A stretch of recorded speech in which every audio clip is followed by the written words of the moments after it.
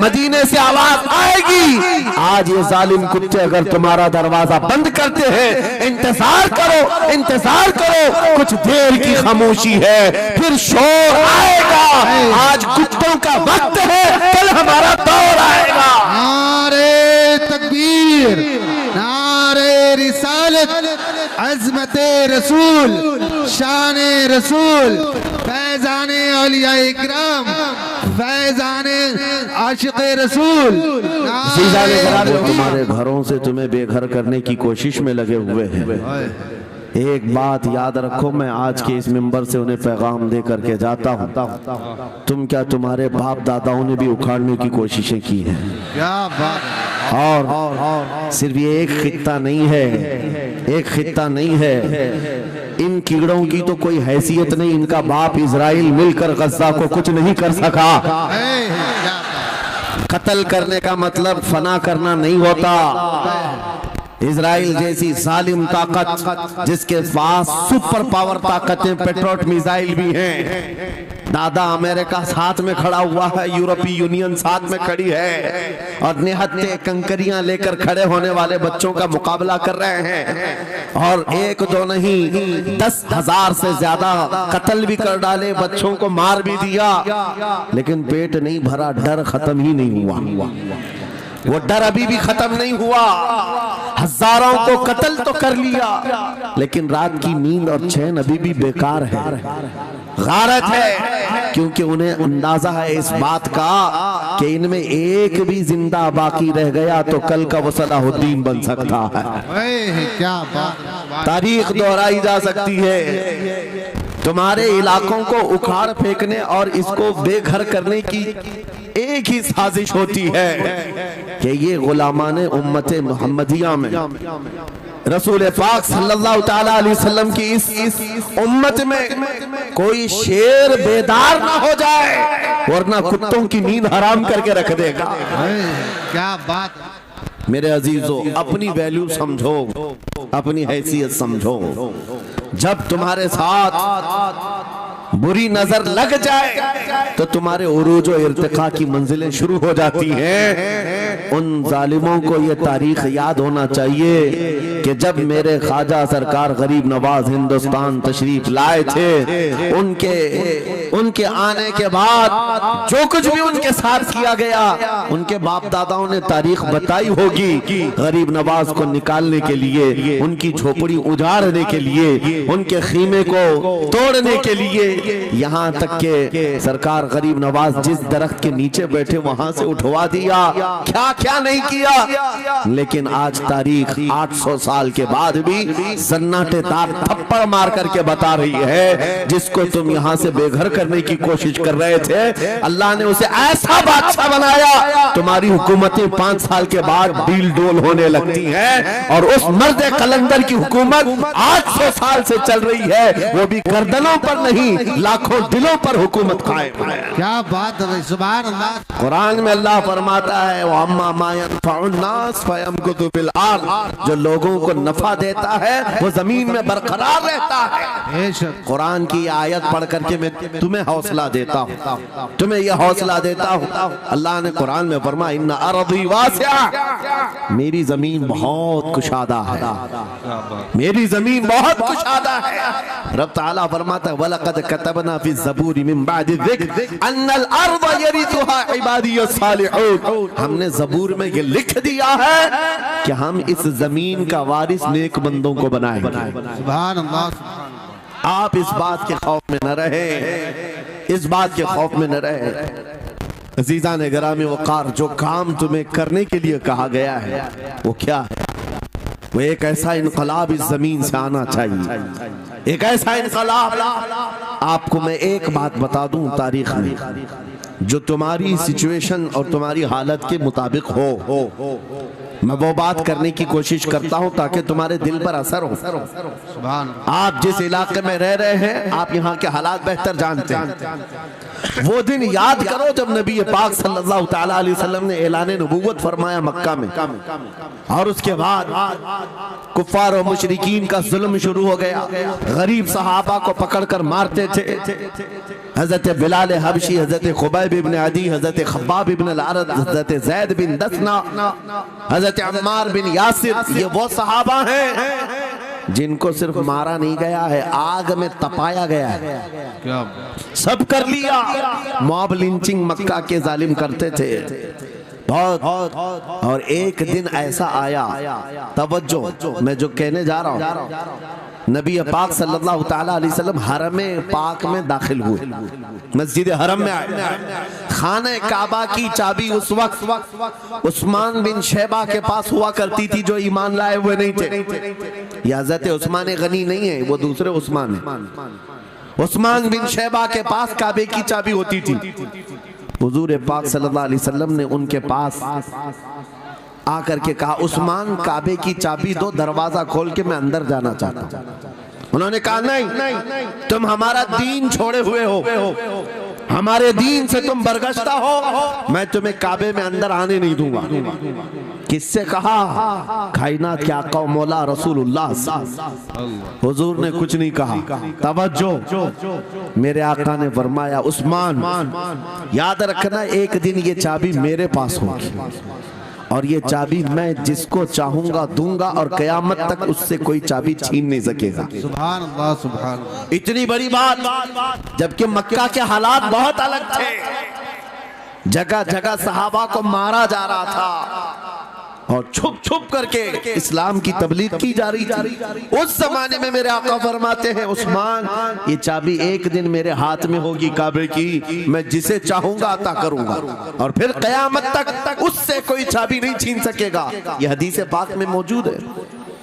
उस्मान बिन शैबा कहते हैं, पहले तो मुझे हंसी आई, क्योंकि ये खाने काबा की चाबी की जिम्मेदारी आम नहीं होती, खानदानी है, बरसों से चली हुई विरासत के साथ आती है।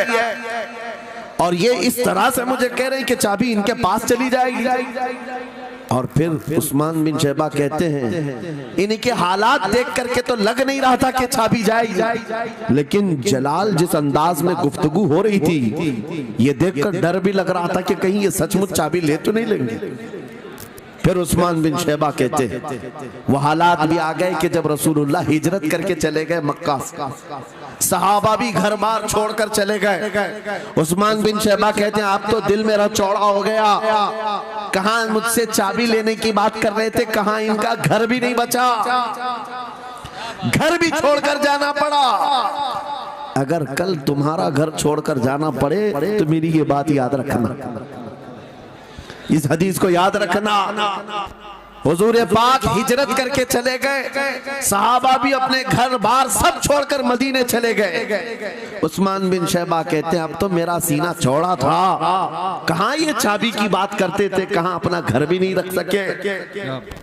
साल गुजर गया, 2 साल गुजर गए, 3 साल गुजर गए, 4 साल गुजर गए, 5 साल गुजर गए, 6 साल गुजर गए। हिजरत के बाद फिर वो दिन आ गया जब नबी पाक सल्लल्लाहु अलैहि वसल्लम 10,000 सहाबा के साथ 20 रमजानुल मुबारका को मक्का में फातह मक्का बनकर दाखिल हो रहे हैं। सुभान अल्लाह, सुभान अल्लाह। 6 साल के बाद वापस ही है जब हुजूर तशरीफ लाए।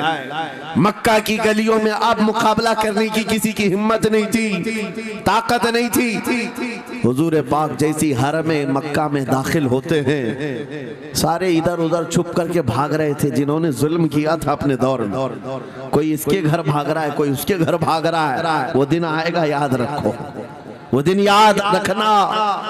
कुफ्फारे मक्का भाग रहे थे, जान बचा रहे थे, और मेरे आका काबे के पास खड़े होकर के ऐलान कर रहे थे, आज तुम्हारी जान बख्श दी गई है, आज तुम्हारे लिए रहमत का दिन है, हम आज किसी के साथ मुकाबला नहीं करेंगे। हुजूर अपनी रहमत के खैरात बांट रहे हैं। फिर अब सुनो, 10,000 सहाबा के साथ जब मक्का मुकर्रमा में मेरे आका दाखिल हुए, अब खाने काबा खोलने की बात थी। चाबी किसके पास है? उस्मान बिन शैबा के पास। बुलाया रसूलुल्लाह ने, कहा है उस्मान बिन शैबा?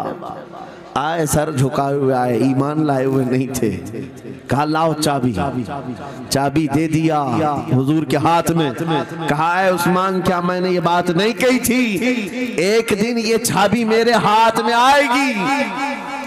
वो सर नहीं उठा सके, सर झुकाए खड़े रहे। मेरे आका ने अपने हाथों से चाबी खोला, खाने काबा का दरवाजा खोला और वहां से सारे शिर्क को कुफ्र की आलाइशों को पाक किया।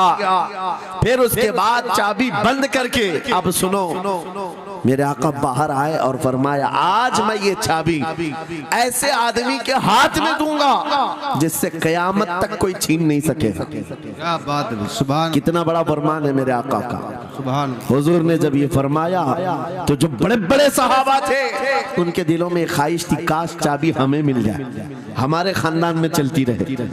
वहां सिद्दीक अकबर भी हैं, फारूक आजम भी हैं, उस्मान इब्ने अफ्फान भी हैं, हैदर कर्रार भी हैं, रिदवानुल्लाहि अलैहि मजमाइन।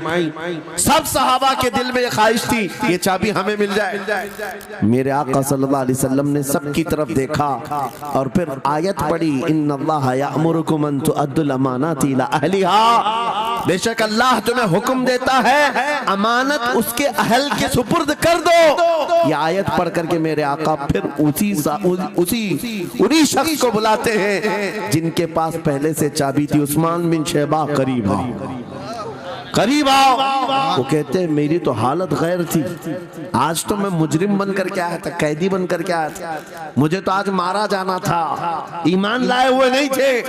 हुजूर ने कहा ये चाबी वापस मैं तुमको ही देता हूँ और सुबह कयामत तक ये तुम्हारे खानदान में रहेगी। सुभान अल्लाह। इतना कहना था, उस्मान बिन शैबा ने पुकार कर कहा ला इलाहा इल्लल्लाहु मुहम्मदुर रसूलुल्लाह। क्या बात है, सुभान। मेरे अजीजों आज भी जाकर देख लेना, दसियों बादशाह आए होंगे, सैकड़ों हुकूमतें बदल गई होंगी, खाने काबा की चाबी आज भी उस्मान बिन शैबा के खानदान में ही मौजूद है।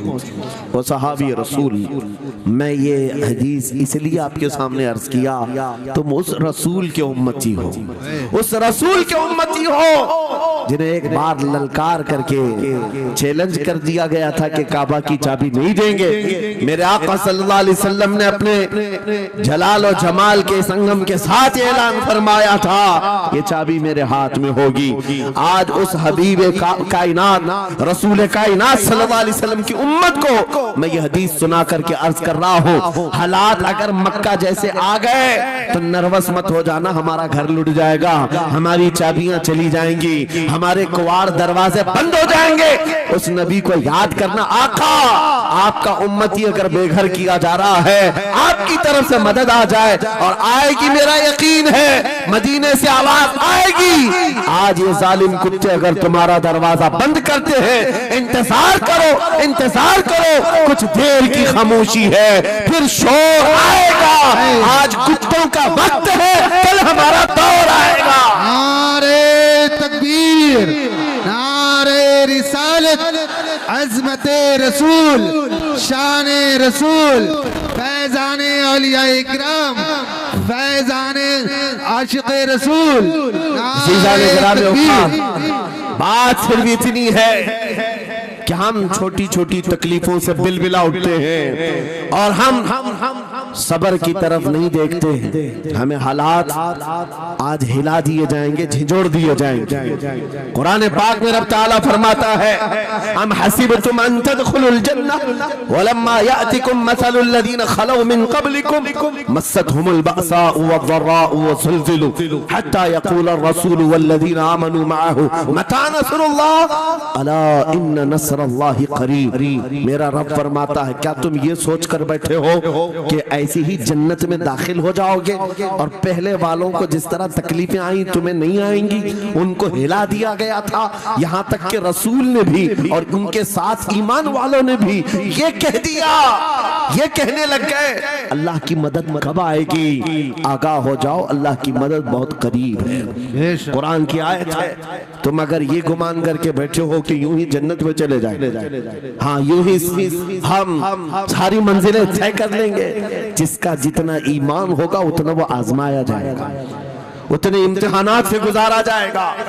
आज ऐ नौजवानों, तुम्हारे इम्तिहान का वक्त करीब आने वाला है। तुम्हें क्या करना चाहिए? क्या करना चाहिए? इम्तिहान देने के लिए तैयार रहना चाहिए, वरना हवाओं की कीड़े मत बनना। आज हवा उनकी चल रही है तो उनकी जय जय करेंगे, कल इनकी चल रही है इनकी जय जय करेंगे। ईमान वालों की ये मेयार नहीं है। जो ईमान वाला है वो हर आंधी में डटा रहता है, जमा रहता है। खालिद बिन वलीद को याद करो, एक लश्कर लेकर के वो एक इलाके में गए थे। तवज्जो है नौजवानों, हाँ मैं देख रहा हूँ बहुत सारे खड़े हुए हैं और बैठे हुए भी हैं, जो जैसा है वहीं जमा रहे हैं, क्योंकि ये महफिल रसूल है, महफिल रसूल है।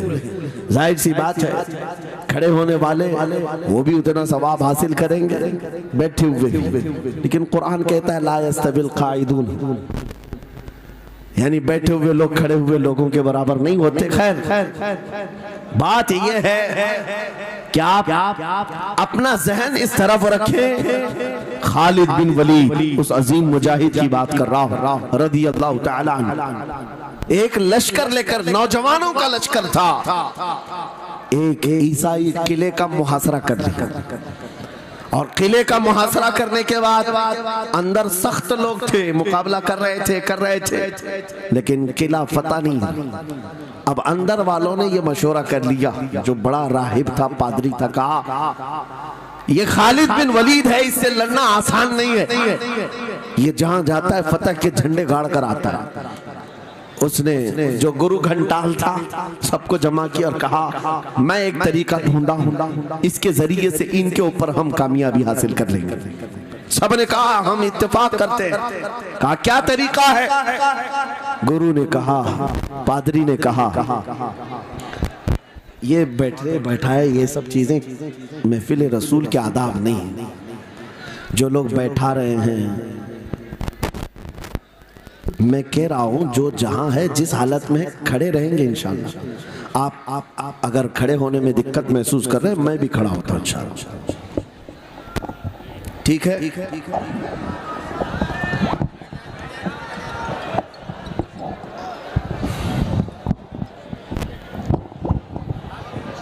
सुभान अल्लाह। मुझे पता है सब जवान हैं, सुबह तक खड़े होने को तैयार है, और हम भी खड़े रहेंगे इंशाअल्लाह। अब ठीक है, अब कोई किसी को बिठाए भी नहीं, कोई किसी को खड़ा भी ना करे। दुरूद पाक पढ़ लीजिए एक बार। अल्लाहुम्मा सल्ली अला सय्यिदिना मुहम्मद व आलिहि व अस्हाबिहि व बारिक वसल्लम। मुझे पता है मुफ्ती साहब, मैं ये आपको बता दूं, हर जलसे में ये हाल हम देखते हैं। वजह यह है कि हम कुर्सी पे बैठे रहते, कुछ लोगों को नजर नहीं आते, वो हंगामा करते रहते, इधर से नहीं दिख रहे, उधर से नहीं दिख रहे, और आसपास जो बैठे हुए हैं इनको वो अड़चन समझते हैं कि ये बीच में हाइल हो गए। लेकिन मैं इतनी बात कहता हूँ, अल्हम्दुलिल्लाह हमारी वो कौम है, मुझ जैसे एक निकम्मे, मैं एक गुलाम और खादिम हूँ, मुझे देखने के लिए वो बीच में किसी को बर्दाश्त नहीं कर पाते, तो ये अपने रसूल और अपने दरमियान किसी और को क्यों बर्दाश्त कर सकती है? क्या बात है, बहुत अच्छा। हम गुलामों के लिए इनके जज्बात हैं तो रसूल के लिए जज्बात और हैं। अल्हम्दुलिल्लाह वो इश्क अभी सलामत है, इसीलिए तो हम घूम रहे हैं। अगर मरे होते तो मुर्दों को कौन खिताब करता? जिंदगी अभी बाकी है और हमें उम्मीद भी बाकी है, उम्मीद बाकी है। खुराफात आ गई है, मुझे पता है, गलत काम बहुत आ गए हमारे मोहल्ले में। मुझे सुबह से बताया गया बहुत सारे, ये एक मोहल्ले का अलमिया नहीं है, हम जहाँ जा रहे हैं शहरों के शहर नशे में तबाह हैं, बर्बाद हैं, लेकिन साथ में मुझे इस बात का यकीन है हुजूर की ये उम्मत गुनहगार तो हो गई है लेकिन गद्दार नहीं है। क्या बात है, हुजूर की गद्दार नहीं है। आज भी अगर इनसे कह दो, चाहे वो किसी भी तरह का अमल रखता हो, हुजूर की इज्जत की बात आई तो अपनी गर्दन लेकर हाजिर होने को तैयार। सुभान अल्लाह। है या नहीं मेरी इस बात पर? सुनो, खालिद बिन वलीद जब किले का मुहासरा कर चुके हैं, ईसाई पादरी ने अपने सारे साथियों से कहा हम इनको 3 दिन का टाइम देते हैं कि हम इनको सुलह करने की बात करेंगे, लेकिन मेरी एक शर्त होगी। ये अपने नौजवान साथियों को लेकर बाजार से गुजरते हुए आ जाए, अगर सही सलामत इनके सारे फौजी आ गए हम किले की चाबियां दे देंगे। सारे ईसाइयों ने पूछा क्या करना क्या चाहते हो? उस पादरी ने कहा मुल्क की मशहूर खूबसूरत लड़कियों को और जरो जवाहरात को मैं रास्ते पर बिछा दूंगा, नंगी लड़कियों को खड़ा कर रखूंगा। जब खालिद बिन वलीद की फौज यहाँ से गुजरेगी, नौजवान है, नफ्स भड़कता है, और इस तरह से एक नौजवान को खरीदने के लिए 2 ही चीजें होती हैं, एक औरत है, दूसरी दौलत है, और नौजवान इसमें फिसल जाता है। मैं जानता हूं कि जब ये दोनों चीजें सजा कर रख दी जाएं, खालिद बिन वलीद के ये लश्करी टूट पड़ेंगे औरतों पर और दौलत पर, हम आसानी से इन पर काबिज हो जाएंगे। सबने वाह वाह किया, तालियां बजाई, और पादरी आकर खालिद बिन वलीद से कहता है हम आपसे लड़ना नहीं चाहते, हम आपसे मुकाबला नहीं करना चाहते, आप 3 दिन के बाद अपने लश्करियों को लेकर इस बाजार से गुजरते हुए आ जाइए। सही सलामत अगर आप पहुंच गए तो किले की चाबियां आपके हवाले कर दूंगा। तवज्जो, खालिद बिन वलीद ने कहा मंजूर है, ये शर्त मैं इत्तेफाक करता हूं। वापस आए, अपने साथियों से कहा जंग नहीं करनी है, लेकिन एक ही शर्त उन्होंने रखा है, 3 दिन के बाद इस बाजार से गुजर कर हमें जाना है, लेकिन कोई ना कोई हरबा तो होगा, कोई ना कोई साजिश तो होगी, हर चीज के लिए तैयार रहना। खालिद बिन वलीद अपने उन नौजवान लश्करियों से कह रहे थे, ऐ नौजवानों तवज्जो से सुनना इस बात को, आज भी दुनिया के सारे हरबों पर अमल कर रही है हमारे साथ, हमारे नौजवानों के साथ। खालिद बिन वलीद के 3 दिन गुजर गए, ईसाइयों ने अपनी तैयारियां खूब कर ली, बाजार में ओरियां लिबास में, आधे लिबास में नंगी लड़कियों को खड़ा किया, सरो जवाहरात दौलत के अंबार बिछा दिए। जब खालिद बिन वलीद के सिपाही मैदान में गुजरते हुए उस बाजार में आते हैं, पहला कदम रखा था, नजरें पड़ गई, खालिद बिन वलीद रुक गए, पलट गए, अपने लश्करियों से कहा वही आज मैं तुमसे कह रहा हूं। उन्होंने कहा था ऐ नौजवानों, ऐ रसूलुल्लाह के शहदाइयों, तुम्हारी इम्तिहान का दिन है, आज तुम्हारे इम्तिहान का दिन है। अगर तुम्हारा कदम फिसल गया सुबह क़यामत तक तुम पर लानतों की फटकार होगी, और अगर जमा रहा सुबह क़यामत तक अल्लाह की रहमत के फूल बरसाए जाएंगे। नौजवानों ने पूछा करना क्या है हमें, आज कौन से इम्तिहान में कामयाब होने का तरीका क्या है इस इम्तिहान में? खालिद बिन वलीद ने कहा कुछ न करना, बस अपने रसूल की सुन्नत पर अमल करना। कहा हम तो करते हैं, यहाँ क्या करना है? खालिद बिन वलीद कहते हैं मैंने मेरे मुस्तफा करीम को देखा है, जब रसूलुल्लाह मदीने के बाजार से गुजरते थे अपनी नजरें नीची करके जाते थे, आज तुम बाजार से जा रहे हो, बस इस सुन्नत पर अमल कर लो, अपनी हया की नजरें झुकाकर चलना, फिर उसके बाद अल्लाह मालिक है। खालिद बिन वलीद के जोश और वलवले से भरी हुई ये तकरीर ऐसी असर कर गई, वो नौजवान 1-2 नहीं थे, सैकड़ों की तादाद में थे, सर झुकाए बाजार से ऐसे चल रहे हैं। तारीख निगार कहते हैं वो इस तरह से चल रहे थे कि उनके सरों पर अंडा भी रख दिया जाता तो नहीं गिरता, न इधर हिलाए न उधर हिलाए, न इधर देखे न उधर देखे, और बराबर अपनी नजरें जमीन पर झुकाए हुए तेजी से चलते हुए उस किले के फाटक तक पहुंच गए। वहां वो पादरी साहब इंतजार में थे, भटक गए होंगे, औरतों से भिड़ गए होंगे, दौलत जमा कर रहे होंगे, मगर ये दीवाने ठुकराते हुए हर दौलत और उरियानियत को उस किले के फाटक तक पहुंच गए। पादरी सामने आया, किले की चाबियां वादे के मुताबिक खालिद बिन वलीद की गोद में डाल दिया और कहा एक बात बताओ ऐ खालिद, एक बात तो बताओ, ये जो तुमने जमाअत, ये जो तुमने लश्कर जमा किया है सिपाहियों का,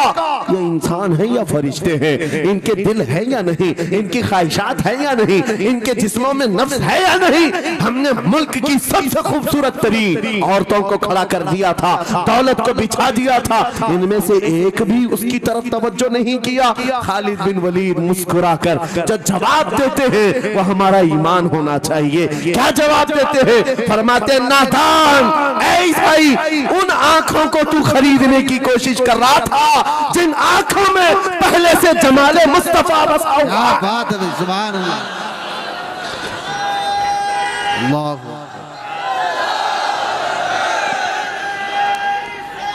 या रसूल।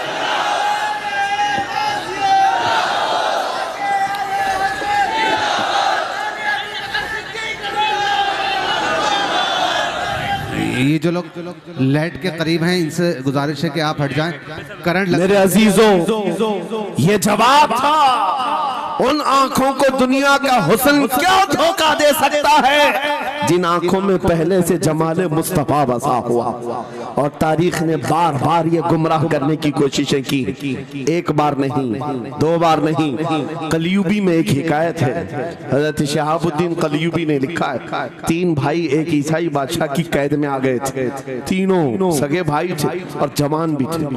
जवान ज्यादा है इसलिए खिताब कर रहा हूं। इसका मतलब ये नहीं है कि बूढ़ों के लिए कोई नसीहतें नहीं, इंसान है, नफ्स है तो सबके लिए, सबके लिए। 3 जवान कैद में आ गए।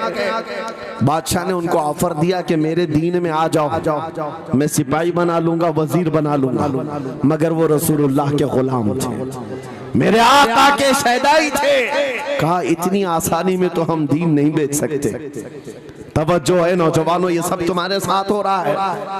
दौलत तुम्हें दिखाकर, हुस्न तुम्हें दिखाकर अगर दुनिया खरीद सकती है तो लानत है ऐसे तुम्हारी जिंदगी पर। तुफ है। फिर वो कैसा ईमान वाला है, कैसा मुसलमान है जिसने अपने नबी की मोहब्बत को हल्की चीज में बेच दिया। उसका कोई ताल्लुक नहीं है। अला ला ईमान अलिमल्ला मोहब्बत अला, आला हजरत ने लिखा है उसका ईमान ही नहीं जिसके दिल में मेरे आका की मोहब्बत नहीं। क्या बात है। अगर मोहब्बत है तो सौदा नहीं करोगे। 3 भाई एक बादशाह की कैद में आ गए और उनको ऑफर दिया गया, दीन बदल लो, हमारे दीन में आ जाओ, छोड़ देंगे। सख्त थे, जमे हुए थे, डटे हुए थे। कहा नहीं, कहा जल्लाद को बुलाओ, कोड़े मारो। कहा तैयार हैं। इतने नहीं, बादशाह इतने गुस्से में था, जल्लाद को बुलाया और कहा एक कढ़ाई लाओ, तेल डालो और खौलाओ।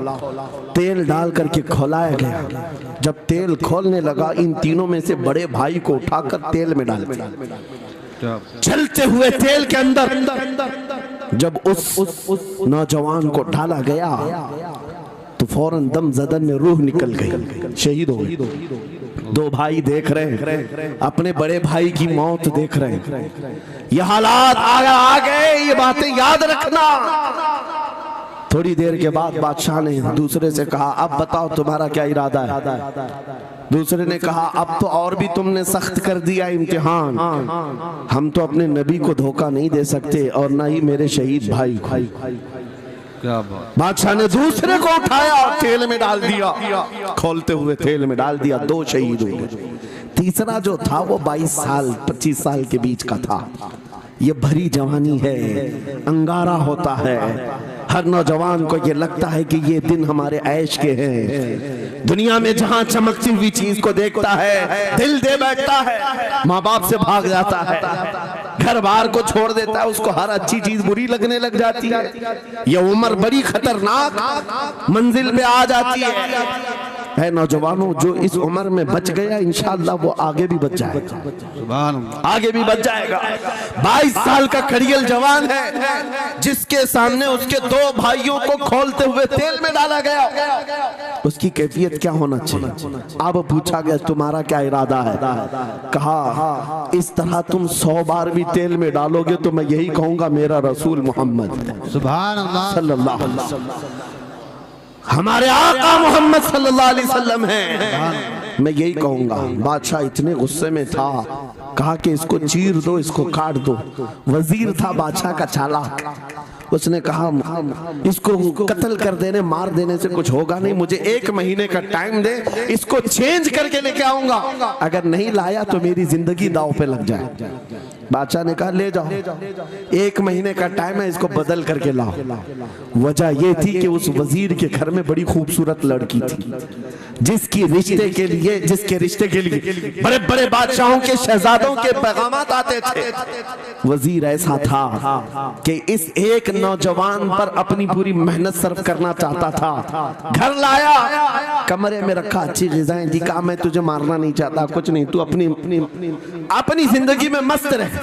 उस नौजवान ने कहा ठीक है। उसके बाद अपनी बेटी को लगा दिया, ए बेटी तेरे पास तेरे बाप को बचाने के लिए एक ही काम है, इस जवान का दिल जीत करके ले आ। बादशाह से जो चाहे तुझे दिला दूंगा। उस लड़की ने कहा ये तो चुटकी का काम है मेरा। जिसके पास हुस्न होता है उसे ऐसा लगता है हर किसी को अपने दामे फरेब में फंसाएगी। इतना आसान नहीं है, हर कोई लट्टू नहीं होता।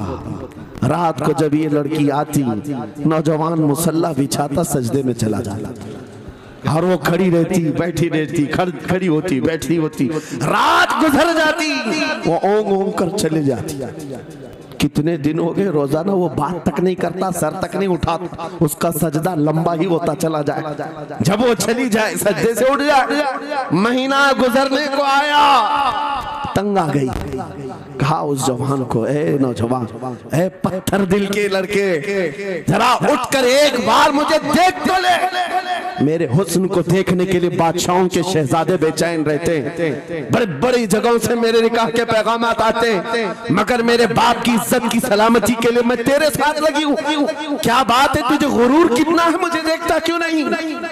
नौजवान ने सर उठाए बगैर कहा, बस तू अपने मकसद में कामयाब नहीं हो सकती, वापस चली जा, इसलिए कि इन आंखों में एक ही हुस्न बस रहा है, वो आमिना के लाल का हुस्न है। क्या बात है, नारे तकबीर। बस वो एक हुस्न बसा हुआ है बहुत और उस हुस्न को धोखा नहीं दिया जा सकता। सुभान अल्लाह। वो खातून के दिल में, उस लड़की के दिल में ऐसी हैबत तारी हो गई, ऐसी हैबत तारी हो गई, कपकपाने लग गई और खड़ी होकर कहने लगी, मैं दिल से गवाही देती हूँ कि तू भी सच्चा है, तेरा दीन भी सच्चा है। सुभान अल्लाह, सुभान अल्लाह। उठ जा, मुझे आजाद कर इस तमाम वाहियात जिंदगी से, मैं तेरे साथ आने को तैयार हूँ, तेरे दीन में भी और तेरे निकाह में भी। नौजवान खड़ा हुआ, कहा कि ये ईमान लाई हुई। उस खातून ने कहा, मैं तेरी बेड़ियां खोलती हूँ, मैं यहाँ से जाने का रास्ता फराहम करती हूँ। दुनिया जिसको फंसाने के चक्कर में थी, अक्सर ये देखा गया है वो खुद अपनी गर्दन मुस्तफा के कदमों में देने को तैयार। क्या बात है। शर्त इतनी है कि मोहम्मद से वफा तूने, तो हम तेरे हैं, ये जहां चीज है कि अल्लाह हो कलम तेरे हैं। सुभान अल्लाह। सब तुम्हारा हो सकता है, सब तुम्हारा होगा, बस जिंदाबाद, मरहबा। मेरे अजीजों, अब सुनो आगे की बात। कलियू भी फरमाते हैं, इन जवानों की हिकायत क्यों सुना रहा हूं, ये आने वाले हालात, आने वाले हालात हैं। कहते हैं रात की तन्हाई में उस खातून ने उस नौजवान की बेड़ियां खोल दी, हुजरे का दरवाजा खोल दिया और उसको लेकर के निकल गई। कहा रास्ता मैं बताती हूँ, सल्तनत की सरहदें मैं उबूर कराती हूँ, फिर तेरी मर्जी, अगर मुझे साथ रखना है तो ले चल अपने दयार में, या फिर छोड़ना है तो छोड़ दे। उस नौजवान ने कहा कि ठीक है साथ चलो। रात के वक्त ये दोनों तन्हा साथ चल रहे थे। ये भागे हुए लोग नहीं है, ये ईमान पर इस्तिकामत वाले लोग, सुभान ये हुस्न पर फिदा होने वाले लोग नहीं। रात के वक्त जब चल रहे थे, आधी रात गुजरी हुई थी, अचानक घोड़ों के दौड़ने की आवाज आई। बहुत अहम बात कर रहा हूँ, घोड़ों के ताप की आवाजें आने लग गई। अब ये दोनों डर करके एक दरख्त के पीछे छुप गए। उन्हें लगा बादशाह को खबर हो गई, बादशाह ने हमें पकड़वाने के लिए पूरी फौज भेज दी है। वजीर को भी पता चल गया होगा। ये डरे सहमे हुए दरख्त के पीछे छुपे हुए थे कि अब क्या होगा इसके बाद। घोड़ों के दौड़ने की आवाज कम होती गई, कम होती गई, और इनके दरख्त के आगे आकर सारे घोड़ों की आवाज रुक गई, सब रुक गए। और ये दरख्त के बाहर सर नहीं निकाल रहे थे। बाहर आई हुई जमात ने इनका नाम लेकर पुकारा, फला बिन फला बाहर आ जाओ। ये नौजवान कहता है, जब मैं बाहर आकर देखा ये बादशाह की फौज नहीं थी, इसके दोनों शहीद भाई पूरी जमात के साथ घोड़ों पर सवार हैं। सुभान अल्लाह। जिनको बादशाह ने खोलते हुए तेल में डाला था, वो घोड़ों पर सवार आ रहे हैं। नौजवान देख करके हक्का बक्का रह गया। पूछा, भाईजान आप कैसे आए, आप कैसे आए? उन दोनों भाइयों ने कहा, ऐ हमारे नन्हे भाई, क्या तुझे पता नहीं अल्लाह ने फरमाया, वला तक़ूलू लिमन युक़तलु फ़ी सबीलिल्लाहि अमवात बल अहयाउ वलाकिन ला तशऊरून। जो अल्लाह की राह में मारे जाएं उन्हें मुर्दा मत कहो, वो जिंदा है, तुम्हें उसका शऊर नहीं। ये सिर्फ तू हमें देख रहा है, पहचान रहा है। तुझे पता है ये जो जमात जमात हमारे साथ आई है, आम लोगों की नहीं, ये बदर खंदक के सहाबा की जमात है। सुभान अल्लाह, सुभान अल्लाह, बहुत अच्छा या रसूल अल्लाह, मरहबा। अल्लाह, बात सिर्फ इतनी है, बात सिर्फ इतनी है, अगर तुम अल्लाह के सच्चे बंदे बन जाओ, हुजूर के वफादार बन जाओ, पूरी दुनिया तुम्हारे लिए घुमा दी जाए, हालात तुम्हारे लिए बदल दिए जाएंगे। थोड़े दिनों की बात है, इसीलिए इकबाल ने कहा था, सच्ची बात है नौजवानों, मेरा पैगाम ये है, अगर सुनना है तो सिर्फ इतना है, कुफ्र दम तोड़ देगा टूटी हुई शमशीर के साथ, कुफ्र दम तोड़ देगा टूटी हुई शमशीर के साथ। घर तुम निकल आ जाओ एक बार नारे तकबीर के साथ, नारे तकबीर, नारे रिसालत, नारे गौसियत, लब्बैक या रसूल अल्लाह, लब्बैक या रसूल अल्लाह, नारे तकबीर। अब बात ये सुनकर के चलो, दो मिसालें मैंने तुम्हारे सामने रखी, एक सैयदना खालिद बिन वलीद की, एक ये तीन नौजवान भाइयों की। दोनों जगह पर भी मैंने आपके सामने रखा, दुनिया ने किस जरिए से हमें खरीदने की कोशिश की। खालिद बिन वलीद के जवानों को भी दुनिया औरत और दौलत से खरीदना चाहती, इन तीन जवान भाइयों को भी दुनिया दौलत और औरत से खरीदना चाहती थी। आज भी वही सिचुएशन है। आज अगरचे सामने तुम्हारे सामने नहीं लाया जाता, लेकिन हर एक की मुट्ठी में इंटरनेट पहुंचा करके, गंदी तस्वीरें तुम्हारे सामने पहुंचा करके तुम्हारे ईमान को खरीदने की दुनिया कोशिश में लगी हुई है। आपको पता है पूरी दुनिया की सबसे बड़ी इंडस्ट्री पोर्नोग्राफी की है। ये बॉलीवुड और हॉलीवुड कुछ नहीं लगते उसके सामने। पोर्नोग्राफी जो और यहाँ गंदी फिल्में बनाने वाली इंडस्ट्री सबसे बड़ी है। करोड़ों अरबों डॉलर उसमें खर्च किए जाते हैं। किस वजह से? तुम्हारी आंखों की हया खत्म हो जाए, तुम्हारे ईमान का कत्ल हो जाए। आज नौजवान ये समझता है मेरी मुट्ठी में मोबाइल है, मुझे कौन देख रहा है। ये घर के अंदर तारीकी में बैठ करके अपनी आंखों का सौदा कर रहा है। इन और यहाँ तस्वीरों को तुम अपनी उंगलियों के पौर से हिला हिला करके देख रहे हो। एक बात याद रखना, हो सकता है तुम्हारी माँ से पोशीदा है, तुम्हारे बाप से छुपी हुई हरकत है, तुम्हारे भाई और दोस्तों से छुपी हुई हरकत है। कुरान कहता है यअलमु खाइनतल अयुनि व मा तुख्फी सुदूर, वो अल्लाह है जो तुम्हारी आंखों की खयानत को देख रहा है, तुम्हारे दिलों में छुपे हुए हालात को भी वो जानता है। इसलिए याद रखना, आज हमारी की हुई हरकतों के लिए मेरा मौला फरमाता है फमन यअमल मिस्काल ज़र्रतिन खैरन यरा व मन यअमल मिस्काल ज़र्रतिन शर्रन यरा। जो एक राई के दाने के बराबर भी नेकी करेगा, क़यामत के दिन वो भी दिखाया जाएगा, और एक राई के दाने के बराबर बुराई करेगा वो भी दिखाया जाएगा। लुक़मान हकीम ने अपने बेटे को ये नसीहत की थी, या बुनैया इन्नहा इन तकुन मिस्काल हब्बतिन मिन खर्दलिन फतकुन फी सखरतिन औ फी समावात औ फिल अर्द याति बिहा अल्लाह। लुक़मान हकीम उनका नाम है जिनका जिक्र कुरान में आया है। अगरचे नबी नहीं है, लेकिन अपने बेटे को क्या नसीहत किया था, बेटा अगर तू बुराई करेगा, चाहे पहाड़ की चट्टान में अंदर जाकर या आसमानों में जाकर या जमीन में अंदर जाकर, कहते कहीं जाकर कर ले, याति बिहा अल्लाह, अल्लाह वो तेरे सामने लाएगा, अल्लाह तेरे सामने लाएगा।